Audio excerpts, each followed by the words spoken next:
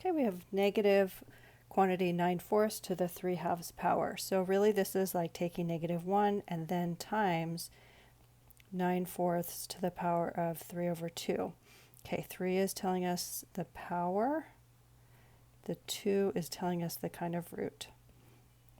I'll deal with that -1 in a little minute. So since there's a 2 in the denominator of the exponent, that means I'm going to take the square root of 9/4, and then the 3 is telling me I need to take all of that to the power of 3.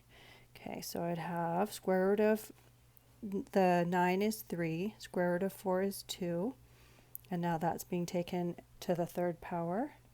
So let's see, 3 cubed is 27, 2 cubed is 8, so my final answer is 27/8, but it's negative because of it's being multiplied by that -1, so it'd be -27/8.